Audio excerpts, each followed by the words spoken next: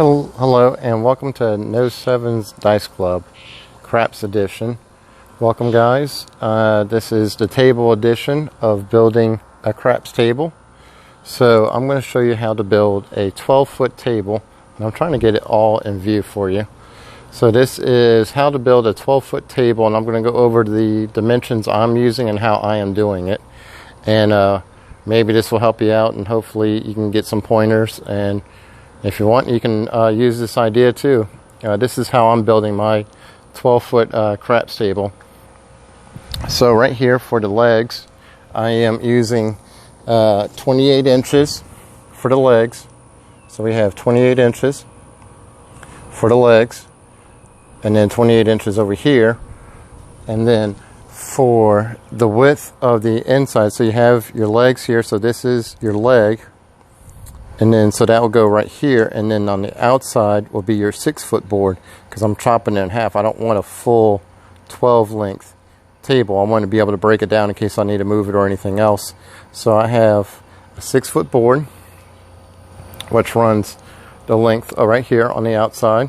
That's a 6-foot. I'll tie it on the outside, and then I have the leg right here, which I mentioned, which is 28 inches right there. And then on the inside, for the width of the inside board, is 38 inches. So on total, with the 6-foot on the outside, the 38, and the leg, it all totals out to be 44 inches.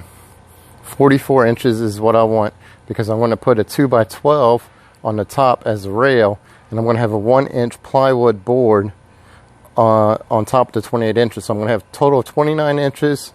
And then I'm going to reduce down on both sides, so I'm going to have a 40-inch playing surface, because I'm going to have the 2x12s as the backbone, as the spacers on the top. And you'll see that later on in the videos. So it'll give me a 40 inches of playing surface, but it is 44 inches of width. So your 6-foot board is on the outside, your leg right here, which is 28 inches, the inside width board is 38 inches, and then it runs the whole length.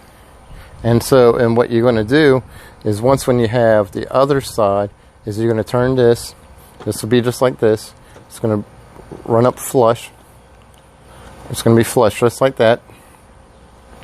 And then you're going to have the other side, just like this, mirror image of the other side, same way. And then what I'm going to do is to tie both in. I am going to use, see, this is for the next segment I'm going to be working on is the next half of this. So you can see how when you're a one-man team, these are probably some of the best grips you can use by yourself, and you can hold all your legs in place and everything else just like this when you're securing them. For me, I am using 2.5-inch screws, and I'll go over that in a second with you, but that's the 2.5-inch screws.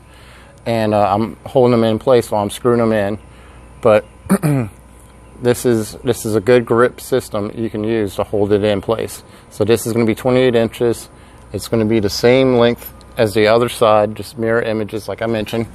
And then for the screws and everything else, I'll always use the drill. I like to screw it in better than the nail. Some people prefer nails. For me, for the screws, I use these. It's the construction screws. They're the 9x2.5 inch. They come with their own drill bit, which is this right here. They're very, very well worth the money. They're $10 for 100 of them. They have the countersink at the top, and they go all the way into both of the 2x4s. So it works out really well. $10 at Lowe's. You can pick up a Speed Square at Lowe's for $10. This is the top of the line one. This one I would recommend because you can always use it in the future. And then, of course, you got your skill saw, which was $40. So, and then these little grips, you can buy a pack of 4 for $30 at Lowe's too. So, but the main thing is when you're using your Speed Square and everything else is you want to make sure everything is sitting flush. So as you can see, it's all flush all the way down. So that way you do not have any loose ends. Everything is sitting perfect right where it needs to be. And go from there. That's pretty much it, guys. You want to make sure that your surface is leveled as much as possible. My legs are going to be 28 inches, 38 inches on the inside width board. Total is 44 inches. And then, of course, you have your 6-foot board on the outside. And then we're going to butt them up. That's what I was going to say earlier. We're going to butt them up together, and we're going to use these grips, or we're going to use another grip to put them right here. And then we're going to clamp them together, so that way you have both boards clamped together, so that way the table does not move. And then when you need to break it down, you just unclamp it, move it, disassemble it however you need to, and you're ready to roll. So hopefully that answers all your questions.